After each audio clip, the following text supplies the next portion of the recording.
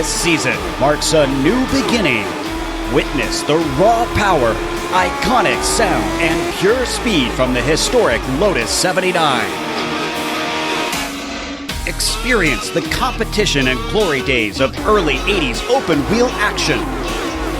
Watch as drivers wrestle these ground effects cars into submission. Drivers will face off wheel to wheel. For some, it's a chance at redemption. For others, an opportunity to make a statement. All sharing the same goal, to be crowned champion. Tune in Thursday nights on the iRacing Esports Network to watch the premier historic open-wheel series on iRacing, the Lionheart Retro Series presented by Butt Kicker.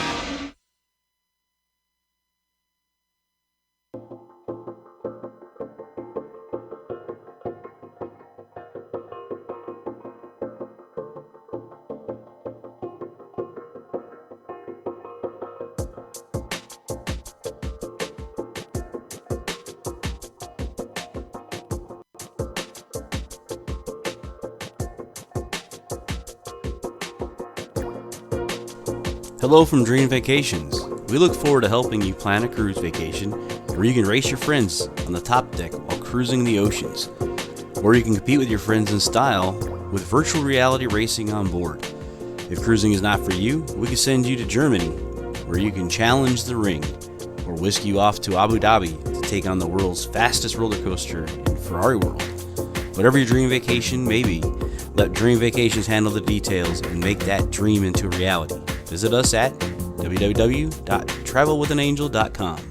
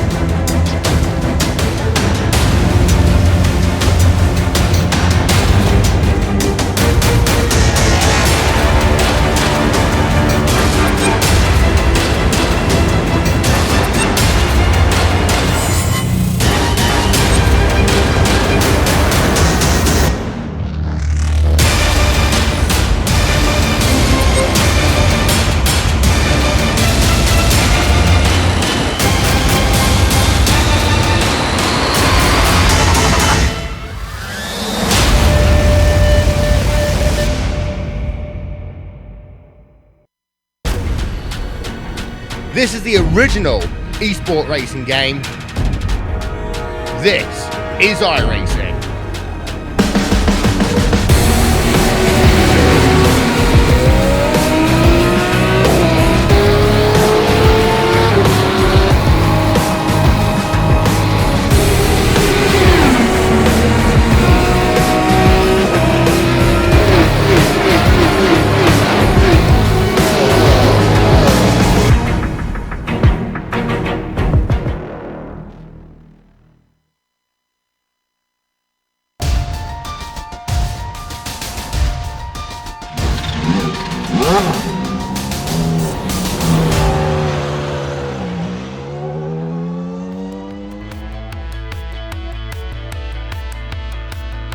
Overbay finally returns to the top step of the podium, and that, combined with Unger's disappointing result, has closed the competition significantly.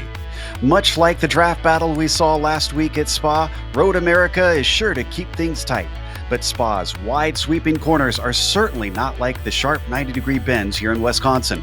Will the two translate? We'll find out soon as we get ready to watch Round 7 of the PRL Radical Racing Series, and you'll see it all live here on the Global Sim Racing channel and the iRacing Esports Network.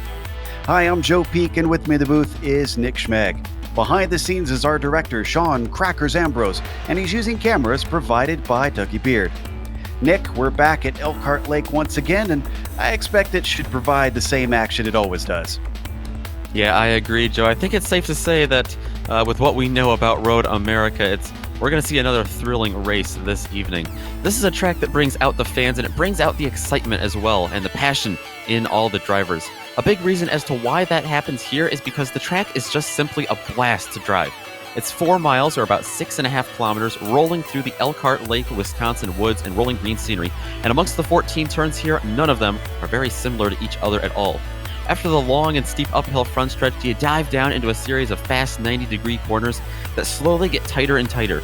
Watch for that elevation change as well in turns like 5 and 6 to trip up some of even the most veteran racers through these low-body chassis radicals. They may be able to make up any mistakes, though, later on in the lap in places like the hurry downs and the carousel. But they can't get their hopes too high, because they have got to conquer later portions of the track like the Kink and Canada Corner, where the track tightens up, but the speeds do anything but slow down. Throw into all that some roller coaster fun drafting, some passing, and if the close quarters get too close, most likely some attrition as well. Before we get racing, though, hopefully the drivers will be able to make one single lap around here. And to learn that lap, allow me to send you down to the front stretch, to the GSRC lap guide.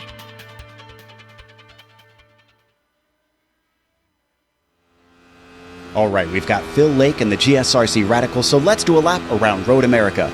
Down the front stretch, expect the draft to be huge here. But while you can definitely try to get a pass with a slipstream, trying to outbrake someone into the first corner might be a bit tough. Be wary of putting wheels in the dirt on the exit, and then you're headed towards turn 3. This is definitely among the most important corners on the track. It empties onto the moraine sweep, so fail to carry your speed off the corner and expect to lose gobs of time. It also leads up to the most popular passing spot on the track, turn 5. But the tricky thing here is because it's steeply downhill, it's easy to come in too hot and blow the corner. Quickly, you're heading back uphill into turn 6. This blind crest not only gets the car light, but makes hitting your turn-in and apex pretty finicky. No time to rest because you've got to switch sides and feather your way through 7 and into the hurry downs. Every so often, drivers will get a good enough run that they can spring a surprise attack into turn 8. You've always got to keep your head on a swivel just in case. Now we've reached the carousel, which will require some real patience.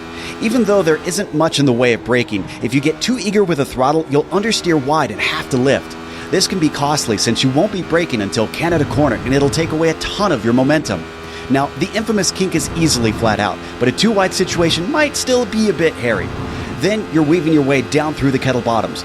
Because it's not totally straight, it can cause some miscommunication whether a car is defending into Canada Corner. You've got to make your attack or defense decisive.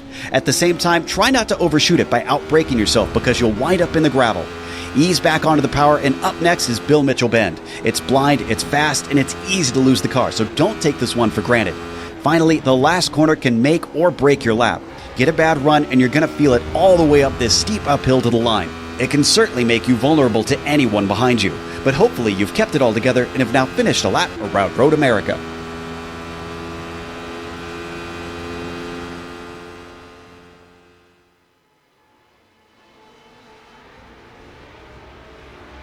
We usually manage to catch it sunny out during our lap guides, but we're not always so lucky during the race. As you can see, drastically different conditions from that example lap. But the PRL Radical Racing Series is brought to you by Dream Vacations. Dream Vacations provides completely customizable vacation packages from your door to your destination and back. Go to travelwithanangel.com and let us worry about the details. Big thanks to Dream Vacations for sponsoring this season of the Radical Racing Series. But the championship, as I mentioned, has closed up. Let's take a look at the points, 5 of them separating Overbay and Unger.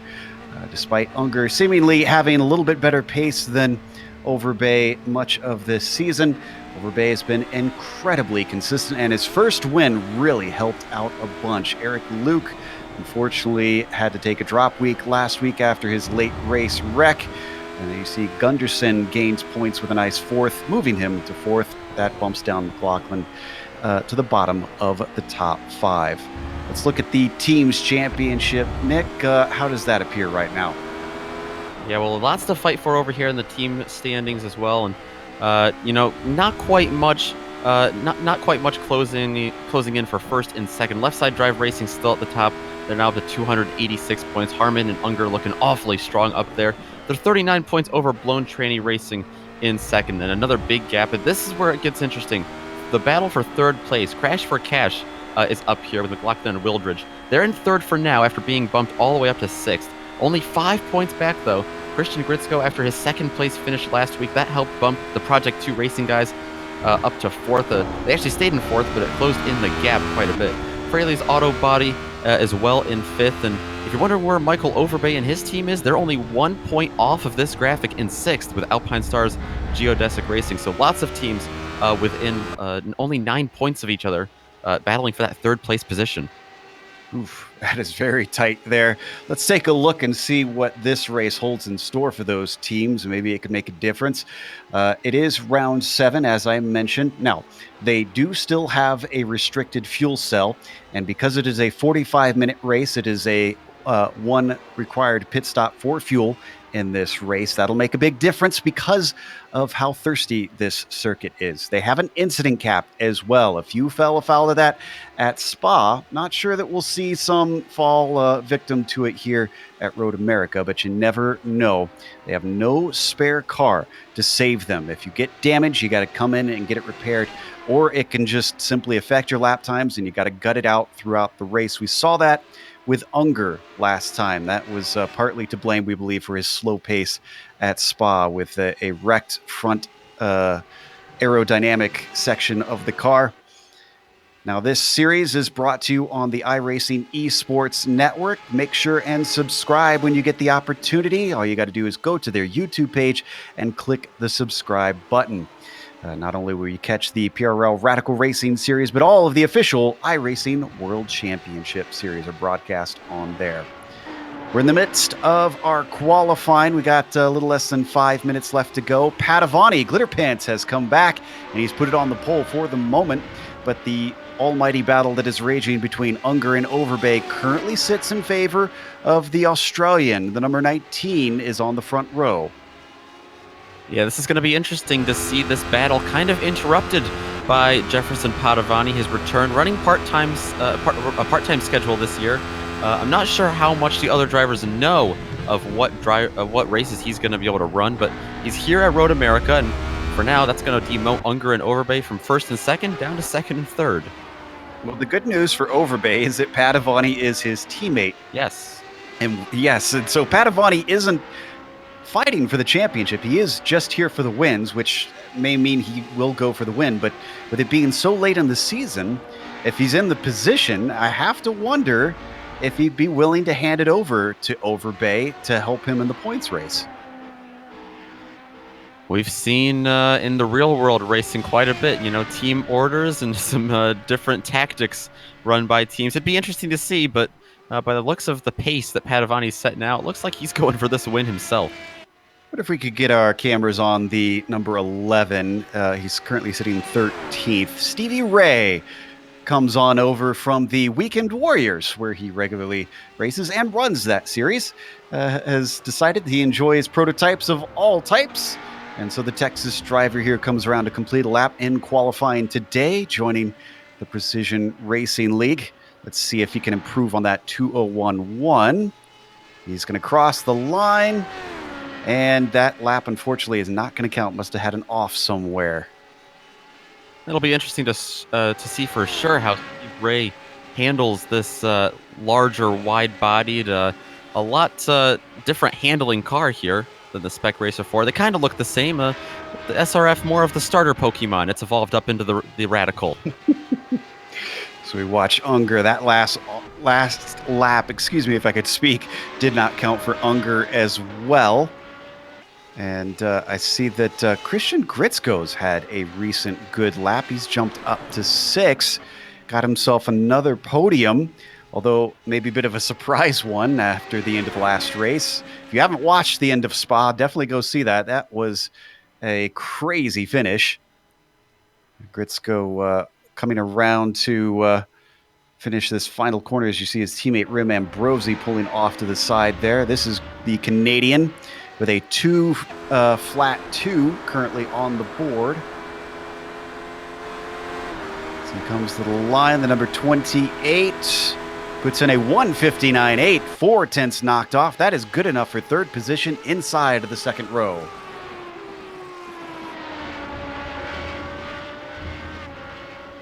So that is actually incredibly close in the battle with Overbay, who is 1/100th behind Gritzko after that lap.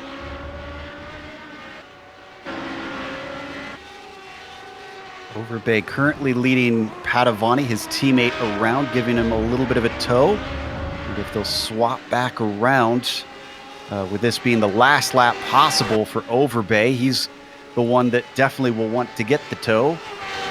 But this is going to be hard to make this swap without losing time here on the final lap. That last lap for Padavani did not count, must have been on his out lap. Same thing for Overbay, though.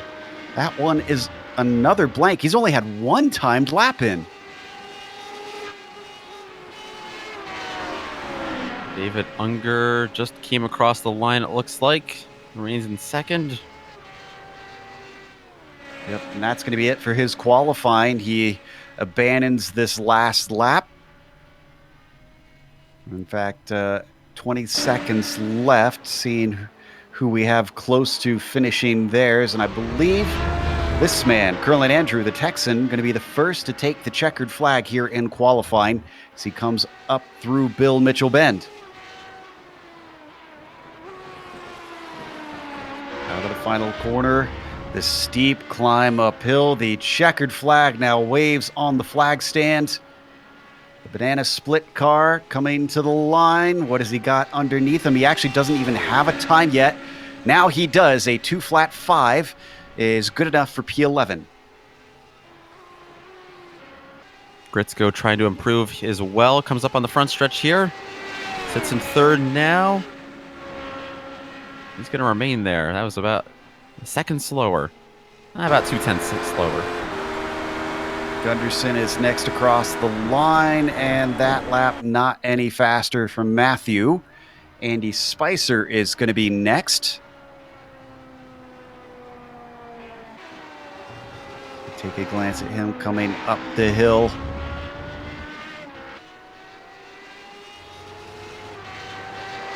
Spicer currently sitting on a 2:02.7. He's in 16th position. This last lap is a 2:02.1. That's a nice bump up. Actually, I think he stays in 16th, even though he got a bunch there. Padavani's last lap, not faster. Overbay did go faster, and that gets him into third past Gritzko. Let's go back to Scotty Zirk, the number 21. Or, excuse me, the 02 abandons his lap. He sits in 21st, rather.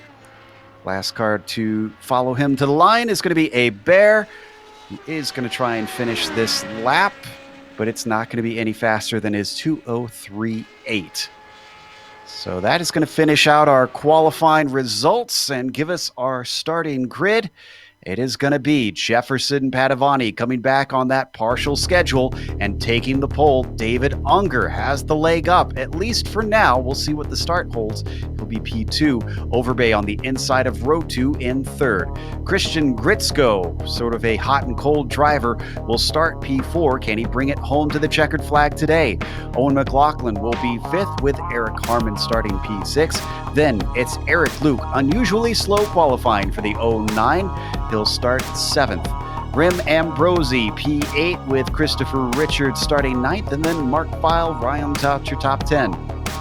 Behind File in 11th, it's one of the two Texans in the field tonight. Curlin Andrew, he will start P11 alongside Matthew Gunderson in the 33 car.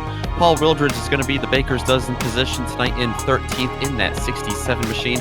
And alongside him, you'll find the other Texan in the field accompanying us tonight, Stevie Ray, going to be there in 14th in the number 11. Tyler Gore will round out the top 15, followed by Andy Spicer, Daniel Barnett, Ronald McManus, David A. Bear, and Phil Yeoman, rounding out the top 20. Scotty Zirk comes across the line 21st, about 4 seconds off the pace, and Nate Lacombe might be a DNS tonight.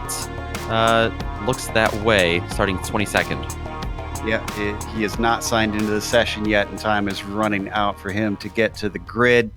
We'll see if he shows up last second here, as all the cars now making their way out to that front stretch. Standing start in this series could make for a little bit of chaos.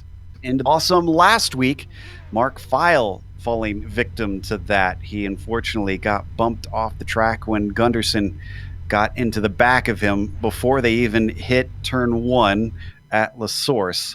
This one a little less of a sharp corner, but still everybody's going to be eager to try and move their way through. So as we see from the blimp, the cars all making their way out. It is going to be Padavani up at the front. Everybody's now on the grid, so the lights come up, the engines rev. Green flag is out here at Road America off the line. It is a horrible start from Unger, but so from Overbay. In fact, it's Gritzko who manages to take advantage of them. He's going to try and sneak through the middle, possibly. He splits it 3 wide. Gritzko's good on the brakes. Oh, and he makes contact. No. He gets turned around, and that's Overbay getting into him. More cars are turning over through turn 1. It is an absolute mess. This is teammate Rem Ambrosi as we stay up front. Some crazy battles off the get-go. Well, Padavani's loving this. He's already 2 seconds up from the rest of the field.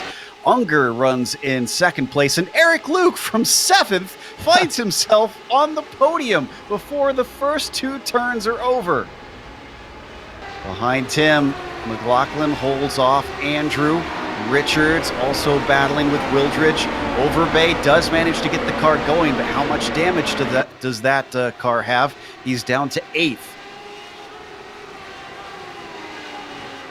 Definitely shuffled the order. A lot of the faster guys, I think, got put back there. But like you said, they do probably have damage, so it's going to be a fight against their own will, and also a fight against that damage in the car handling here. And I think Overbay's handling is not looking good. He's going very, very slow. Something must have happened. We'll get back to that later.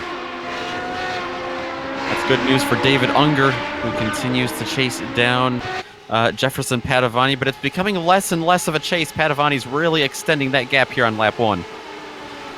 Boy, is he. Down into Canada corner, still at about that 2 seconds up.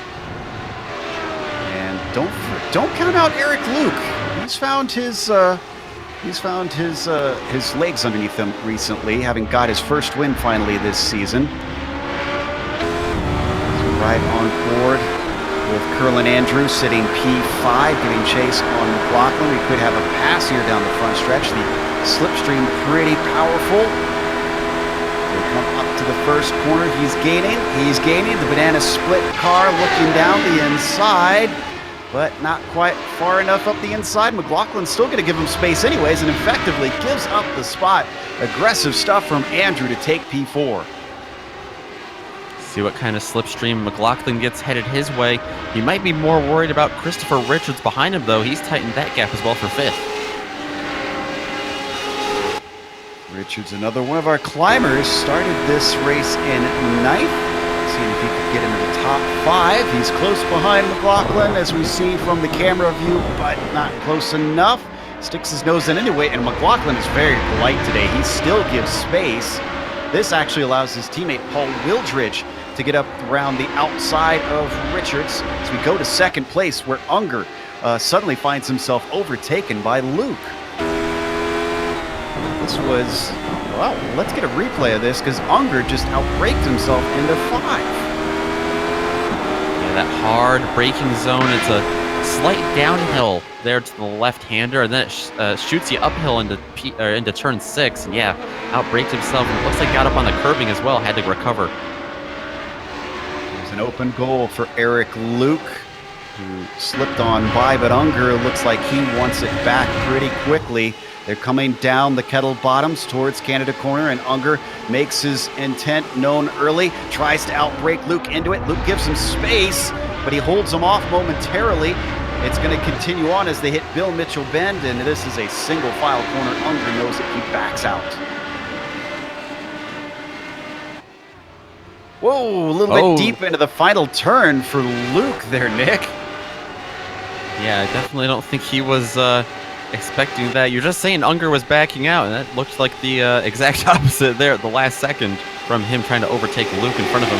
He's going to take it down into turn 1 once again here. He's got the inside, wheel to wheel into the first corner. Luke braking a little bit early, or maybe Unger braking a little bit too late as he goes wide off the corner, and it swings right back in favor of Luke, who moves into second position once more. All this back and forth has allowed Curlin Andrew to get right up to the back of both of them, and already Andrew using the draft to see if he can get himself into the podium. Out of nowhere, Curlin Andrew started way back in 11th, and he continues to fight his way up here, which is now for a podium, like you said. And oh, in front of them, a little bit of lockup from Eric Luke there. He's going to hold down the position for now.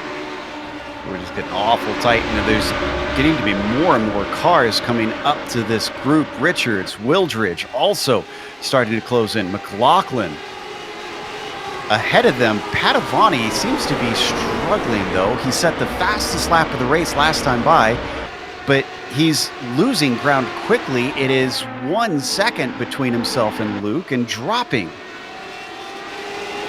Yeah, they're definitely reeling him in. I didn't see too many mistakes from Padovani. It's only been half a lap since he set the fastest lap of the race. I'm just kind of baffled by that. And I think we had a problem with Wildridge, did we not? He's disappeared on my screen. Might be a connection issue. That'd All right, be unfortunate for him. Yeah, we'll look at that in a little bit. I can tell you that Stevie Ray had a bit of a spin. Oh, and Mark File is smoking. Looks like he blew his engine down into Canada Corner. Ooh. The 777. This has been a miserable couple of races. Haven't seen that too much this year. Shift down, and Bluey. Fortunately, you let all the smoke out, and the car stops working. So, Mark File had to take a tow.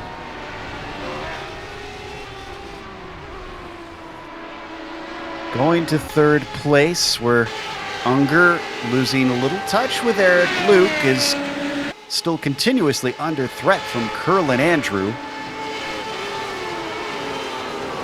It's looking like a potential good opportunity, though Unger will still gain points over his main rival Overbay at this rate. I'm sure he'd like to try and maximize this, and third place is certainly not maximum points. Saw another bit of a lockup there ahead of him with Jefferson Padovani. He's really starting to lose that big gap he had pulled away. Eric Luke continues to close that in as they head into the carousel. And we haven't seen much change in the weather. It's still roughly the same. It's been 75, 74 degrees Fahrenheit on the track surface since qualifying. So I'm really kind of confused as to what is throwing a wrench in things for Padovani. So we jump back to fifth place. This is McLaughlin and Richards in a tight little fight down to Canada Corner. Richards, another one that had a really good start, got through all that carnage. Back in ninth place, he started fighting for a top 5 now. So work their way through. It looks like he's going to solidify that P5. Christopher Richards onto the front stretch, now setting his sights on Curlin Andrew. The minutes are ticking away very fast, already 10 minutes into this race. And I think we've had more problems with Stevie Ray. I think this one happened at the kink. No, it looks like Canada Corner, actually.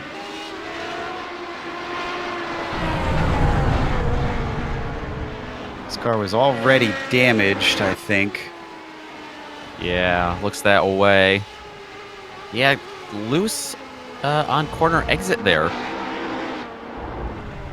Oh, I think mid-corner, it looks like the curb maybe upset the car a little bit. It started to bounce around, and then the Texan quickly lost control, hits the concrete. He's already taken it into the pits. We've had a high attrition rate here at the start. Ambrosi, Gritzko, Overbay, File, now Ray, all are sitting in their stalls taking repairs. McManus having problems now. One out of turn 3, just losing control. Certainly opens up opportunities for a bear on Andy Spicer. Down to the inside at turn 5. Behind him, McManus outbraking himself into the corner. In the meantime, a bear holds off Phil Gilman for P12, but can't manage to get by Spicer either. All 4 of these cars going to be lined up nose to tail now. That slipstream we've really been seeing really all season long at a lot of these races. It looks like Eric Luke has slowly but surely caught Padavani for the lead. Yeah, it is down to 0.3 of a second Wow. now, up from 1.8. It is open setup in these cars. Maybe, for whatever reason, Luke is just a little better over multiple laps. Now, Unger has been chasing them, but he's stuck at about 1.1 to 1.3 seconds behind these two. If they start battling, that could change. Unger actually just set the fastest lap of the race. So Unger he is gaining. Unger closing in on him for sure, but definitely the last thing he wants to do now, especially that Michael Overbay is seemingly out of this race, the last thing he wants to do tonight is get himself into trouble. This is going to be a fantastic points night for him over that number 1 car of Overbay. So he doesn't want to get too mixed up in the action, but like you said, if they start battling up here, Luke and Padavani that is, he could definitely find himself in the middle of something. Yeah, it's going to be a risk versus reward sort of night, and Padavani responding a little bit. It was down to 0.3 of a second. It's back up to 0.7, and now all 3 of them leveling out into something of a stalemate. Unger getting caught about 0.8 behind Luke, who is 0.6 behind Padavani, and they are a whole 4 seconds ahead of Christopher Richards back in 4th place. So this is a podium battle to sort out the top spots. Oh, and just as I say that, Richards has lost control. Richards sends it into the barrier out of turn 8. Running in 4th place at the time, too. He had just gotten around Curlin Andrew for that position. He barely kept it out of the tires. You can see into the hurry downs. Yeah. You know, I made a note for myself. I just can't keep it from turning around. I made a note for myself tonight that throttle control, who's got it?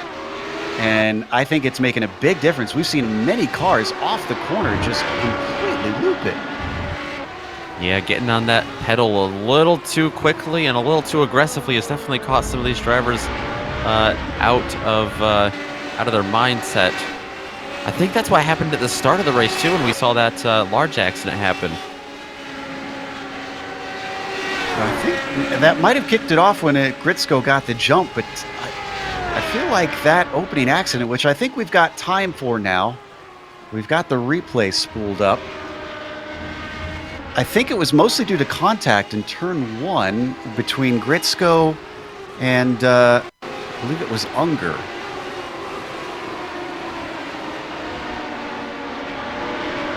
They got involved in it. It looks like we just after it.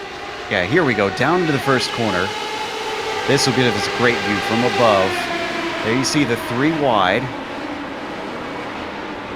And that was Unger that got into the side of Gritsko, but weirdly it turned him to the inside instead of turning him out to the outside of the corner. Some strange netcode going on.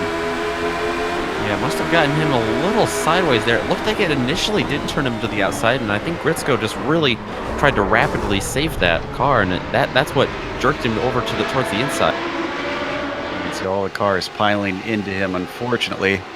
So we come back live. Nothing's changed between the top 3. Padavani leads Luke, leads Unger, all equidistant apart.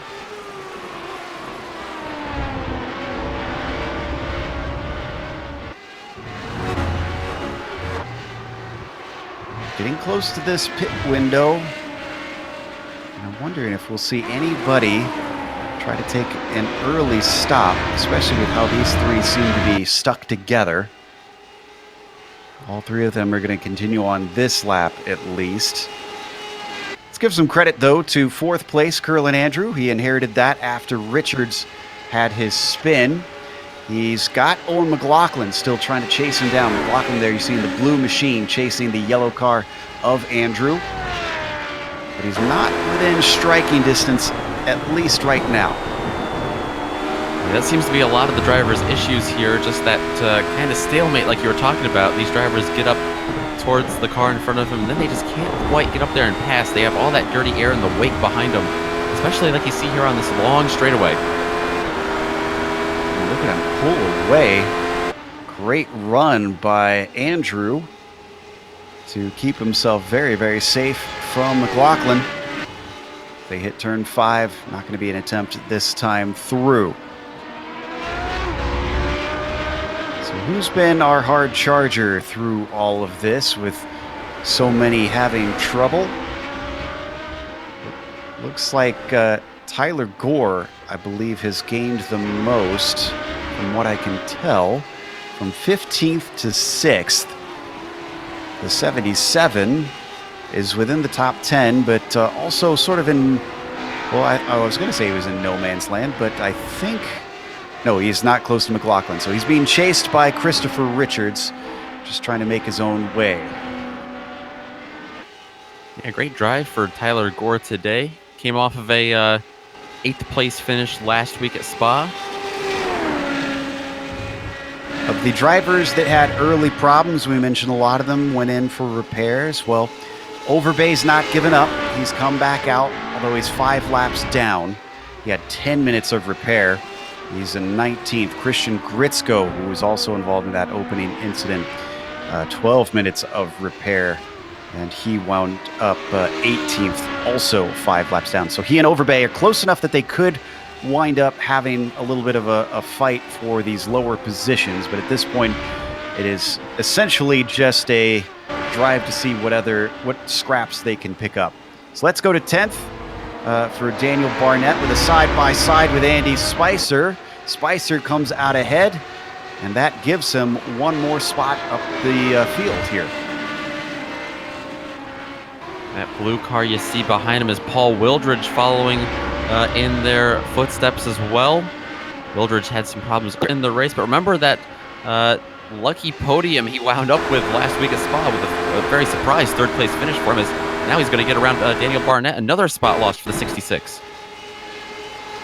That 66 is struggling of some sort of issue,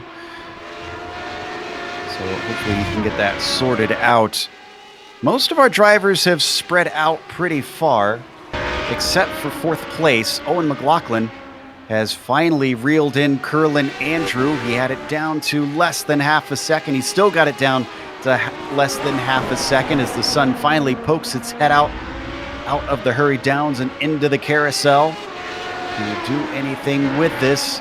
Could be a critical spot if he could get the run. Oh, but he washes out. He's going to try to cut back in, get the launch down through the kettle bottoms. Not sure that it's going to be enough. They go through the kink. He tries to keep that toe within range, and it looks like he is going to be able to reel him in, headed down towards Canada Corner a little more, but still not quite within striking distance, just enough to get up underneath his rear wing.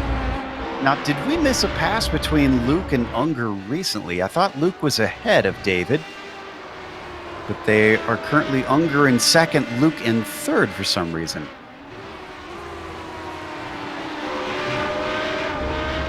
Let's see, we've got the replay. Let's see if we couple can of laps, pull this up. Saw up at the top of your screen. In the meantime, Padovani setting the fastest lap. This looks to be into the Hurry Downs, into turn 8. Luke just going way too wide, and Unger has an easy pass. And surprised to see as we come back live, Eric Luke go that far off track and really not lose as much ground as you might expect after an incident like that. Unger not too far away from him. Certainly keeping the pressure on. 26 minutes left on the clock here in round 7 at Road America. So he stays with the driver ahead. Now, I wonder if we could go to David Hebert, because I think we might have an overtake brewing up. Ronald McManus fighting him for 13th, and he's got a very good slipstream down the front stretch. He's going to poke to the inside, up towards turn 1. And his connection issues causing him to blink out momentarily, but he's good on the brakes. So give Ronald McManus that 13th spot.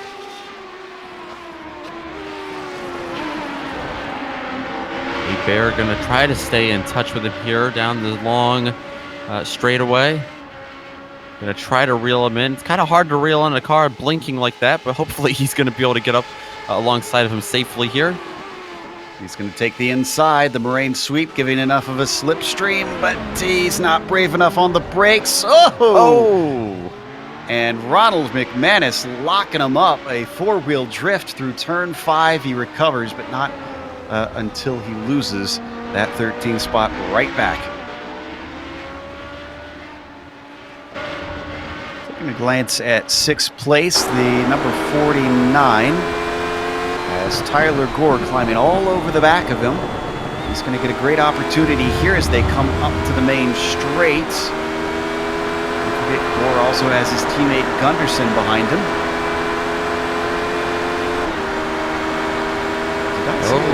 Yeah, that's Owen McLaughlin pitting. Looks like our first scheduled pitter of the night. So this is about to get fascinating. Yeah, absolutely. Just as we saw them with a three-car battle on the front stretch there, Owen McLaughlin just ahead of him, spot ahead of him. He came in from 5th. He might trigger something here. He hits his stall cleanly, but back up in that battle for 6. Gore is now on the back of Richards on the Moraine sweep. They come down to turn 5. We saw this go south for McManus just a few moments ago when he braked way too late, but Richards is a little bit more savvy than that. He keeps the car from locking up, and he holds on to P5. They take a little bit of a different line there through turn number 6. Through the hurry downs now. Gore still trying to chase him. He's trying to pry something away from the number 49. Who certainly had a good run for part of Spa, but had his fair share of mistakes. We ride on board with Tyler now, looking up towards Richards. This will give us a great shot going through the kink. Just these cars whipping through there.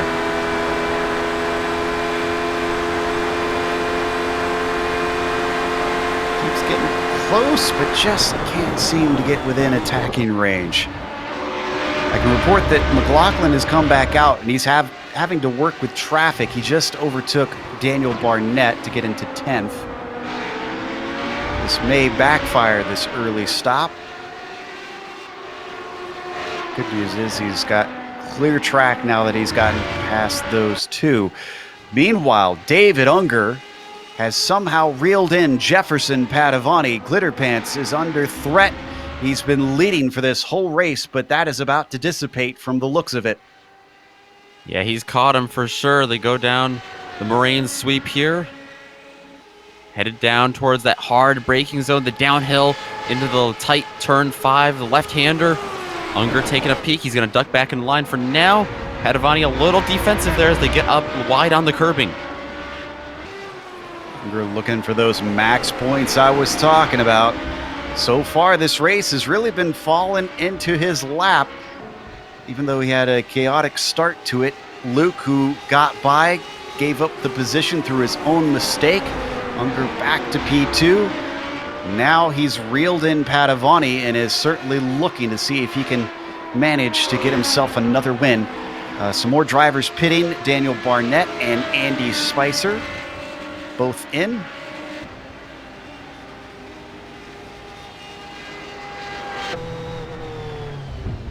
See the crazy multicolored car of Daniel Barnett finding his stall on the front stretch, getting their service. That going to be a decent stop. Yes, it will be. Just over 15 seconds, but Spicer is not. Spicer is in for a long time. Not sure if he's repairing damage or if he's got a speeding penalty.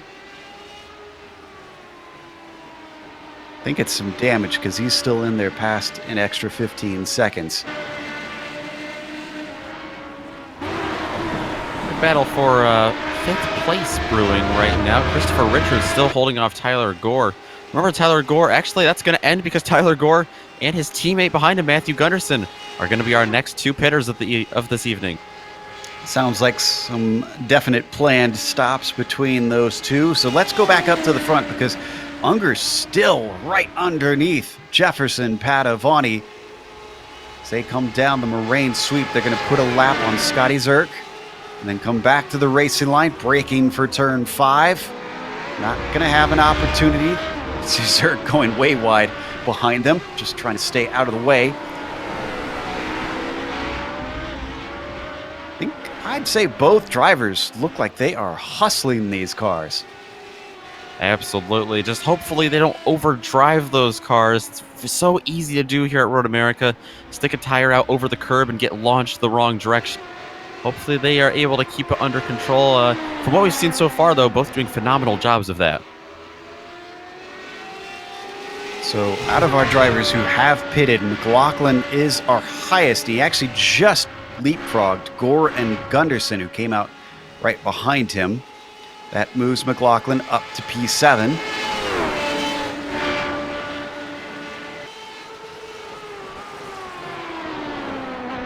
Seeing McManus taking a scheduled stop.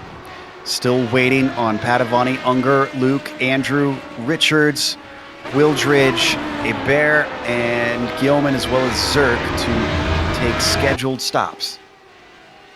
Here comes David Unger.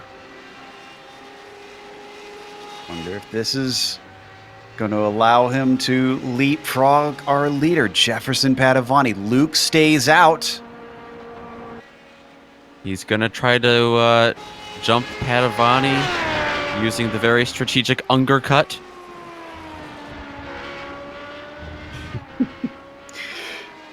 David still going to his pit stall. That tells you how long this pit lane is, especially when you're all the way up at the top. Yeah, I was just about to say, it also shows you just how well he qualified. Puts him all the way there, almost at the last pit stall, the third to last pit stall there. There's going to be no worry about McLaughlin jumping him, who is our highest pitter, because McLaughlin still isn't even to the last corner. It's a slightly long stop for Unger, though, 17 seconds. That does not bode well for the number 19. Boy, I wonder if Padavani is aware of what's going on, if he'll respond, pit this lap to ensure, as long as he gets a decent lap, he'll be well ahead of Unger. I heard Unger revving the engine pretty high there, sitting in the pit stall. It might have slowed down the fueling a little bit. We do see a lot of drivers do that just to try to get a big launch off, but you gotta be careful. So Padavani's coming down through the kettle bottoms into Canada Corner. This is his chance to respond with 17 minutes left. In fact, there's very few laps left that he can make before he will have to pit. It's a good chance for Eric Luke to respond as well. That slow stop by David Unger might allow Eric Luke to close back in on that gap and maybe make a battle for second out of it. Padavani's coming in. All right. And so is Luke. They've got a big gap to the next car back. Unger only just now coming through the kink.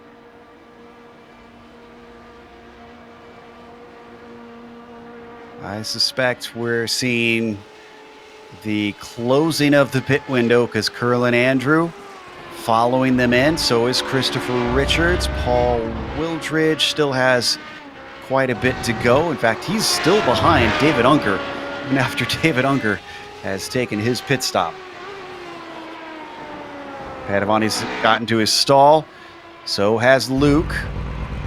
Unger's on the front stretch. Padavani's still stationary. It's getting up to 15 seconds. 16-second stop. Still a little bit long, but shorter than what we saw with Unger. Unger's got the momentum. They're coming up to turn 1, but he's going to be just shy. Definitely did not lose nearly as much time and ground as we may have thought he was going to with that longer stop, though. Look at him reel it in, and he's still got the momentum down on the moraine sweep here. He might be able to draft past him. Driver that lost out was Luke, but let's stay with this. He has definitely got the draft. Look at him. Look to the outside as Padavani drifts across to stay defensive, covering off the desirable line. Unger's going to try to go the long way around, but he outbrakes himself slightly, locking the tires up. It's a drag race up to turn 6, into the crest. Padavani still holding him off. The second left-hander helps him retain the lead. Let's see what kind of run he gets through the hurry downs. Less of a straightaway here to work with and try to slingshot around some of them, but it's a more technical section. You see Padavani go a little bit wider there than Unger in his nicer apex. Oh, through the carousel, very tight entry. Tell you what, they keep fighting like this. Eric Luke might get back in the game. We go on board with Unger, the Aussie versus the Brazilian. Kettle bottoms. He falls back slightly, but looking very good under braking. They've got a long bit of racing left to go too. Still 14 minutes left in this race. They've got to keep it clean and concise. They've got to keep it friendly with each other. Unger more so than Padavani. Absolutely. And that makes me wonder, Padavani's got nothing to lose. Unger has everything to lose. He's got a slipstream up the front stretch as well, and the momentum is allowing to get side by side with Jefferson. Jefferson holds him off, covering off the inside. Can he get it off the corner? He does. Somehow Padavani holds Unger back. Unger looks for the over-under, and it just does not quite work. They come through turn 3. Here we go again. With another slipstream, what can David do? We've talked to David Unger so many times after some successful runs, and he says he just likes to take each race day by day. He's not focused on the big picture. If he winds up with the championship, so be it. He wants to go out there and win this race, no matter what the point situation looks like, and he is definitely showing that here, putting it all on the line. Come around 6, up towards 7, and into the hurried downs. The 19 pressurizes the 69. Padavani responding slightly, stretching out where he can.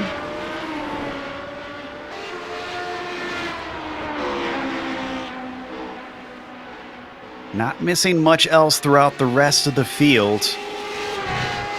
They've actually even pulled more of a gap to Eric Luke despite the battling, which is impressive.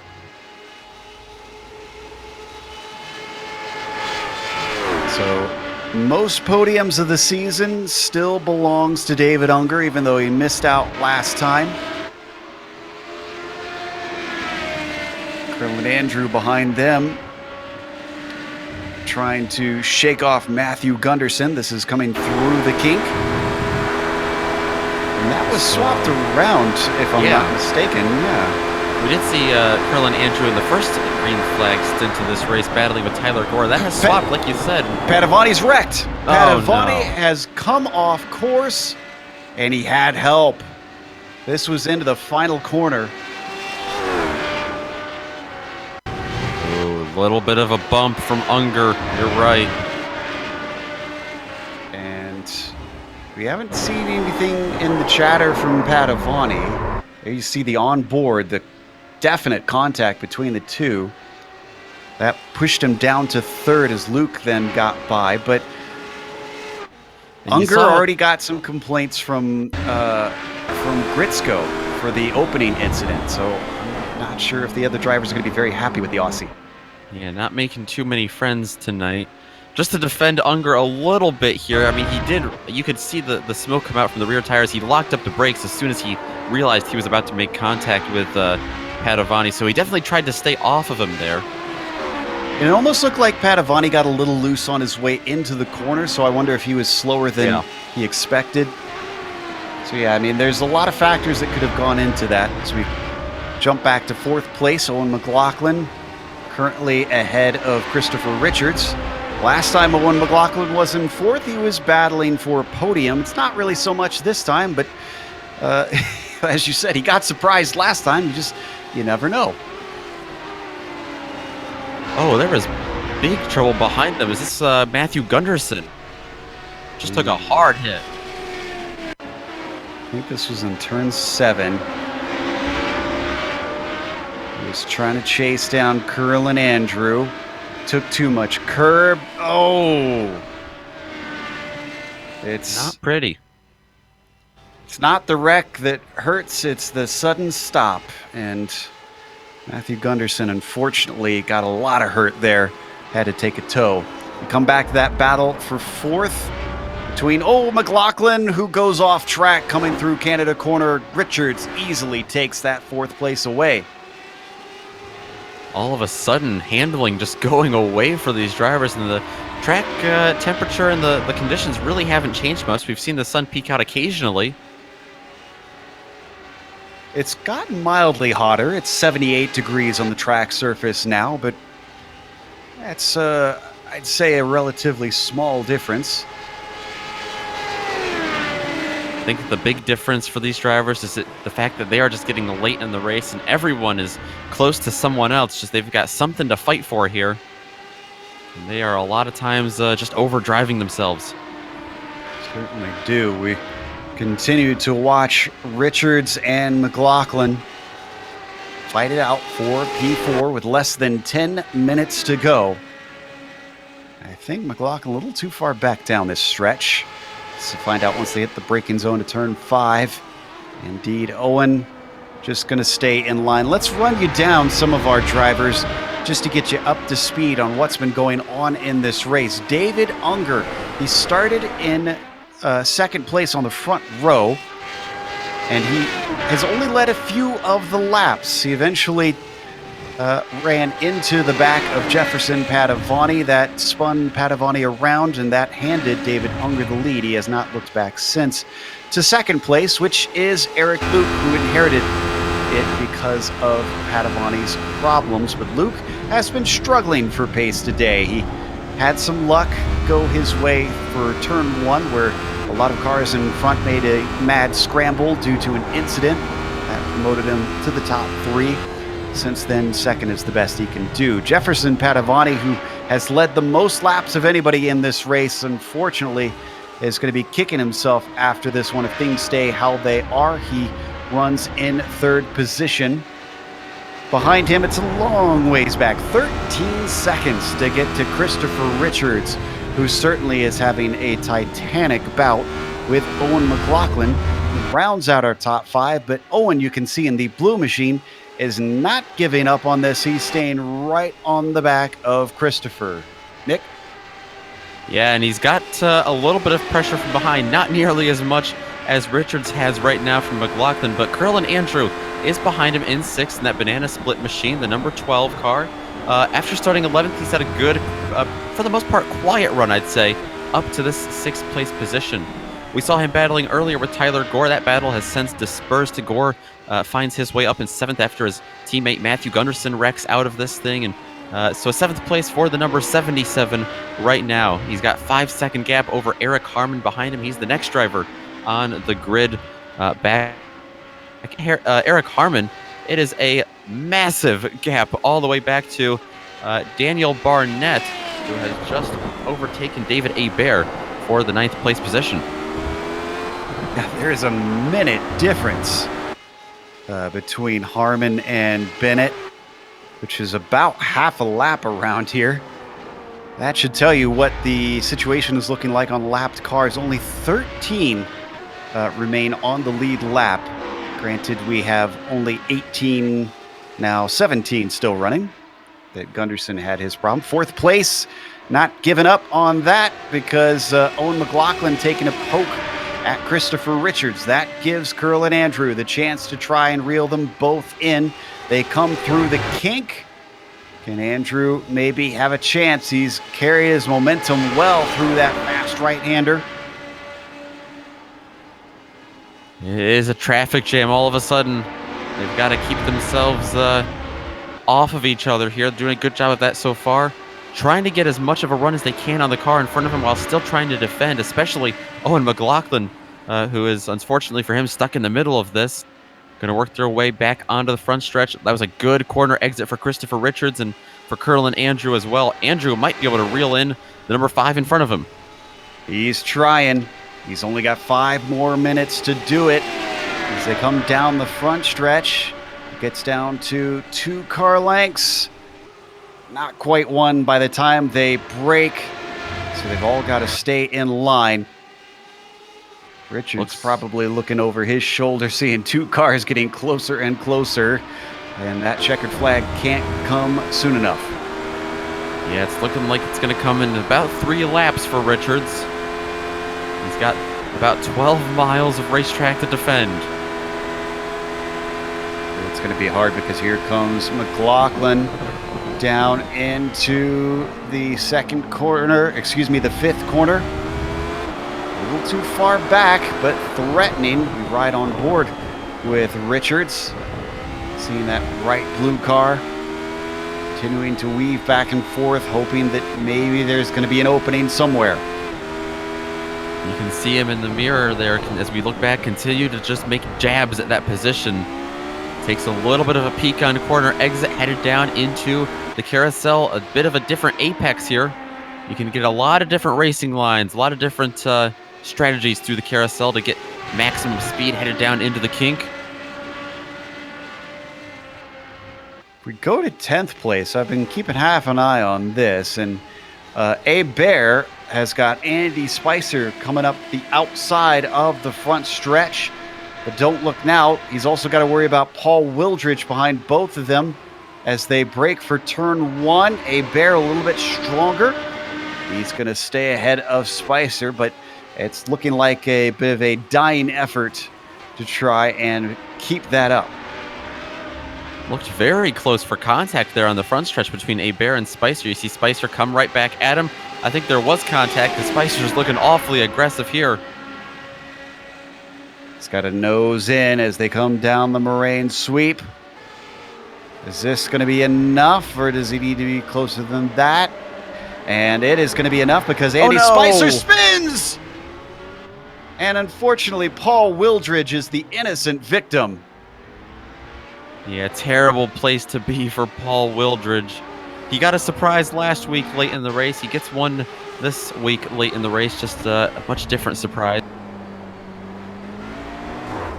Yeah, that 22 just came across so quickly. No time to react. We come back live. Wildridge is still going, but I think the damage on his car is dropping him back from Abe Bear, who solidifies his top 10.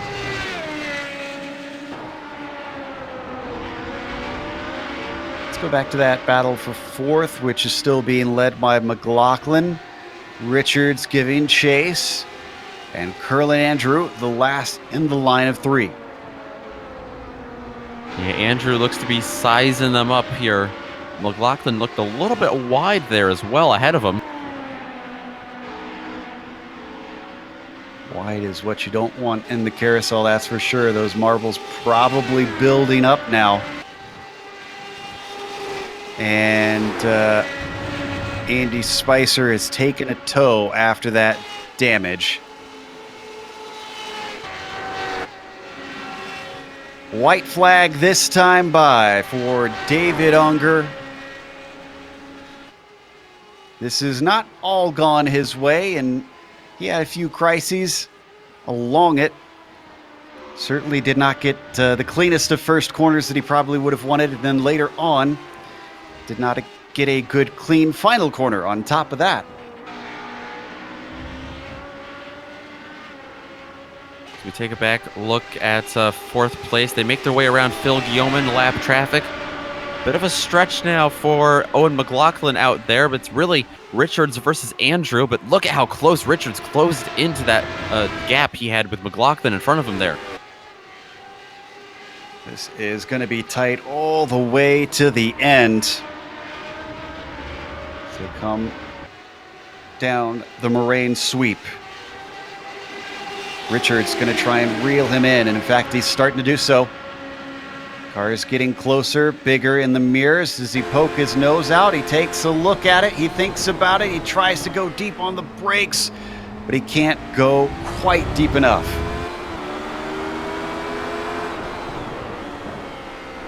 Richards has to stay clean of him, but he's got to get up there and alongside of him. He's going to have to be aggressive to do that. McLaughlin's looked awfully strong on the defensive end of things. Unfortunately for them, we're going to have to leave that battle. David Unger. He's the only driver to have won twice so far this season. And he is now going to make it 3. As he comes through Bill Mitchell Bend. And now one more corner to go. Some lap traffic is in front of him, but certainly doesn't have to worry about that. Out of the final corner, up the hill. It is going to be David Unger who wins here today at Road America.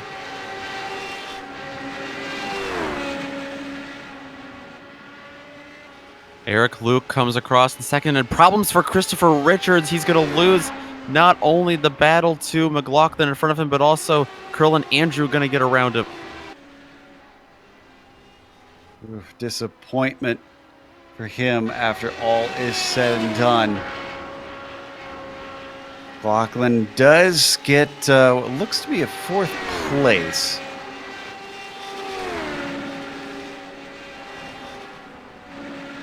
So as the rest of the cars trickle across the line, the closest battle we've got is Paul Wildridge and Hebert for a top 10. Attrition was a much bigger factor than I thought it would be. Absolutely. It caught everyone off guard. Seems to do that a lot in this series, I feel like. I'd say so. And Wildridge placing himself pretty well, just sizing up David Hebert corner by corner as they come upon Scotty Zerk, who's going to pull out of the way. Some more blinking from Wildridge on my screen. Go down to the kink through that corner, and Hebert looking quite slow actually through there. Here comes Paul Wildridge carrying the speed that little bit better. Now they come to Canada corner. He's ahead of him. Can he hold on to it though? Gonna have to be awfully defensive here. Look at them back side by side already. And is this going to be a drag race to the line? Wildridge backs out of it. Maybe he's thinking he could snipe him to the line. This is a risky move as they come up the hill towards the start-finish line. And I've lost them due to connection issues. So we're not going to know until afterwards. So I guess we'll have to find out later. We'll come back and tell you exactly where they finished after this break. We'll, of course, give you the unofficial results as well as driver interviews. But on screen, you can see all the upcoming races here on the GSRC.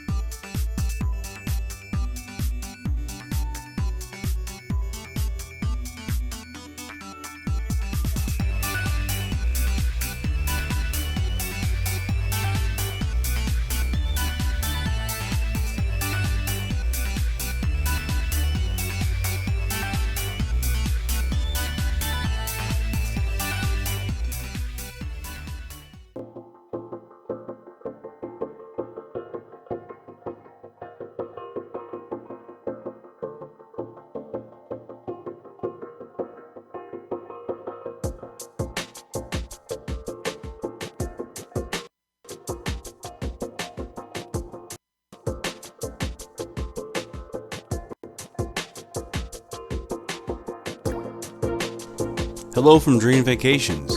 We look forward to helping you plan a cruise vacation where you can race your friends on the top deck while cruising the oceans, or you can compete with your friends in style with virtual reality racing on board. If cruising is not for you, we can send you to Germany, where you can challenge the ring, or whisk you off to Abu Dhabi to take on the world's fastest roller coaster in Ferrari World. Whatever your dream vacation may be, let Dream Vacations handle the details and make that dream into a reality. Visit us at www.travelwithanangel.com.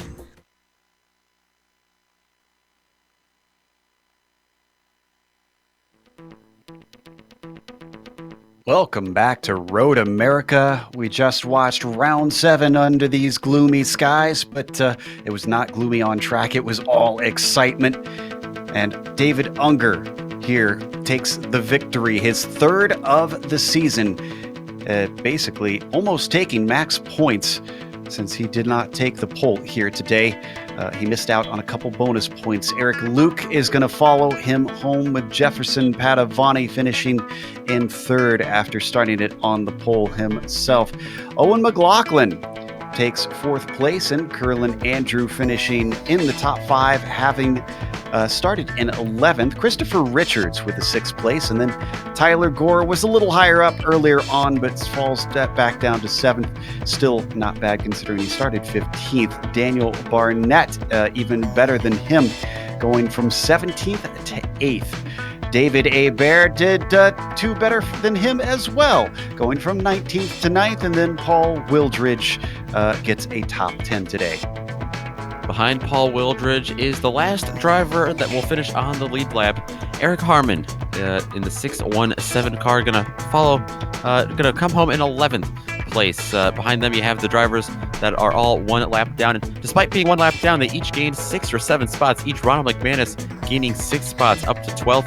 Phil Guillaume 7 spots up to 13th, and 7 spots as well for Scotty Zerk up to 14th. 2 laps down behind them, Andy Spicer will bring it home in 15th. Matthew Gunderson had problems late in the race. That hard hit to the tire barrier that will send him to 16th. Christian Gritzko, after problems from the start, he never gave up. He kept racing, but it's going to be a 5-lap down finish for him in the 28 machine.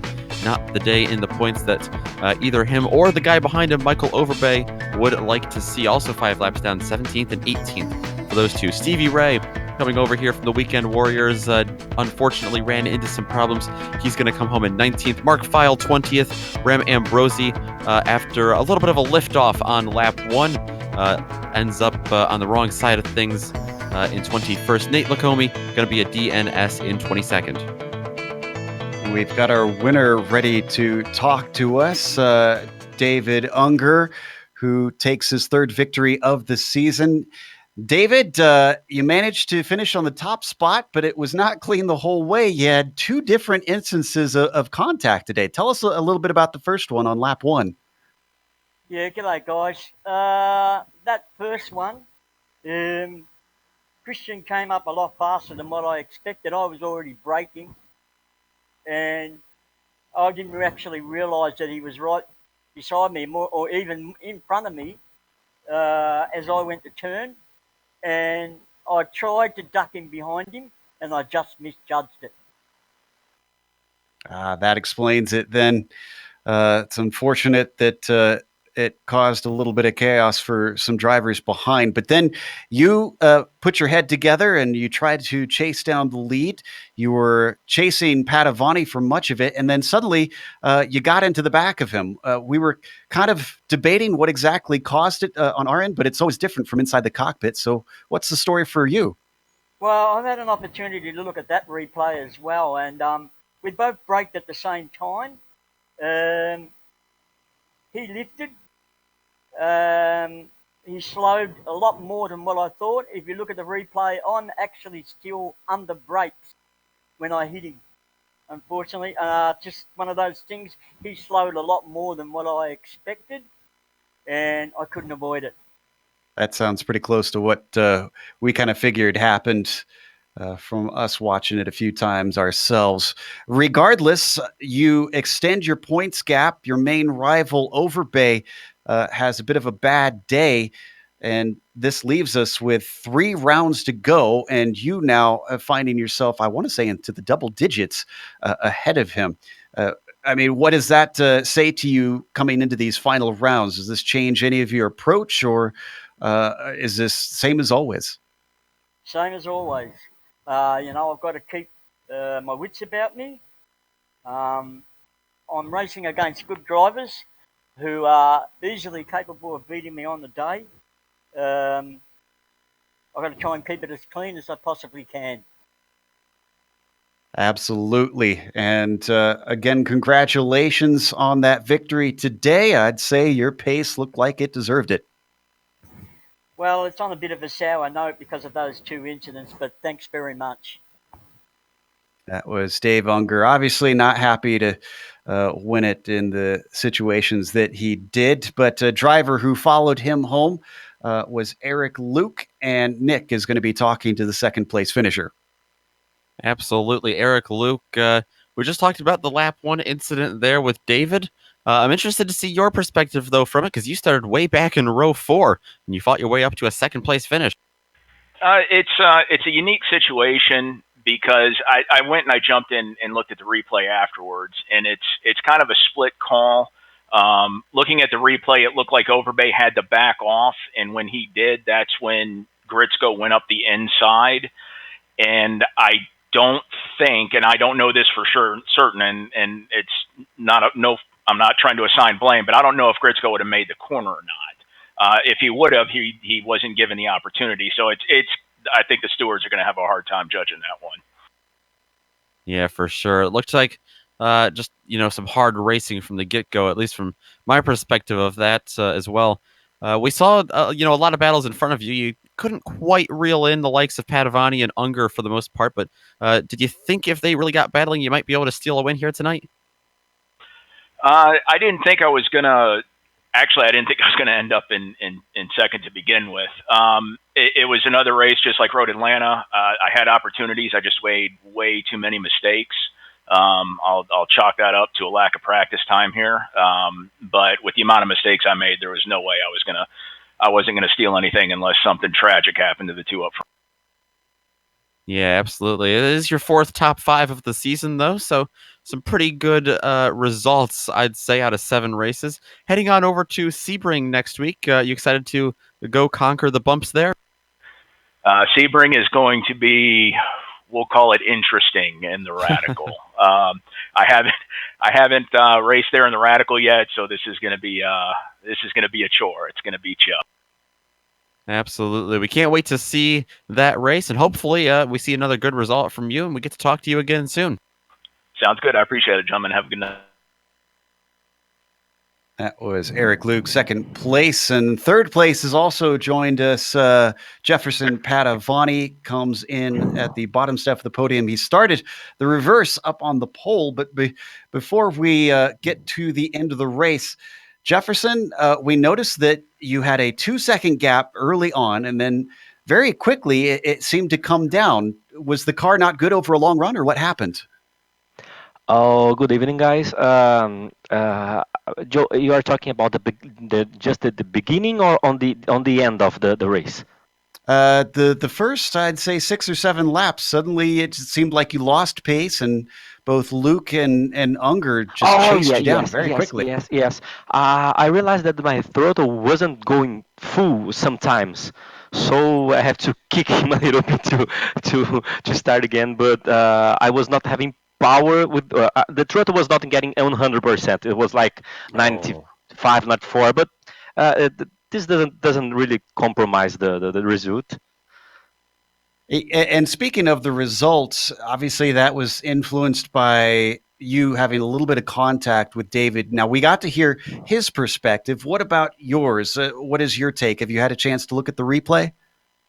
Yes, about my incident with him. Yes, I had. I don't think that he really didn't make this by intentionally. It was a race incident. It's a really he was he was diving as much as he can, like to get the momentum and to be able to overtake me in the end of the straight, because it doesn't look like, but the turns really don't help the car If you are too close to the front, you are not able to get on the end. But yes, sometimes this happens. I'm really not so not upset. I was looking. It was a nice battle while it was happening. Yes, but it's okay. Let's move forward. No, Oh, no, no, glad to see no good problems. sportsmanship between both you Yep. and David on the incident. One last one before we Okay. let you go. Mm-hmm. Uh, in the event that we have Overbay close to a championship, and with these 3 rounds left, if you find yourself in a case where you could give him points by handing him a position, are team orders going to come into effect? Oh, of course. Now, Joe, I really don't have much power to fight because I was really committed with work on the last month practically. I wasn't being able to practice, but I will do the best I can to help him now and to help the Alpine Star Geodesk team to get more points in the championship. But as much as I can do for him, you can be sure that I will do. I will do. Oh, that'll be fascinating to watch as the season goes on. Again, congratulations on a top 3, sir. Thank you, Joe. Good night, everyone. That was third place, Jefferson Padavani. So Unger feels bad about the incident, and Padavani says, well, it's no big deal. So everybody taking this in really good spirits, I think. Let's, of course, close it up for the day and give a big thank you to our sponsor, Dream Vacations. If you'd like to check them out, you can go to travelwithanangel.com. Also, a thank you to iRacing for putting us on the iRacing Esports Network. When you get the opportunity, go to their page, their YouTube page, and subscribe. Thanks to the companies that provide the software and hardware for our broadcast listed here on your screen. And then additional thanks go out to June Lalonde, who provides our wonderful music. See the screen for how to get a hold of more of her great work. Thanks to the team today, Nick, Sean, and Dougie. If you'd like to find out more about GSRC, including upcoming races, you can find it at globalsimracingchannel.com. You can also check us out on social media. We're on Twitter at GSR Channel, Facebook at Global Sim Racing Channel, and Instagram at GSRC_Graham. As was mentioned, the next race is Sebring. That'll be Thursday, May 9th at 9 p.m. Eastern. But we also have upcoming races for other series listed on the screen, so check those out and mark them down on your calendar. However, until next time, race clean, race hard. We'll see you on the track.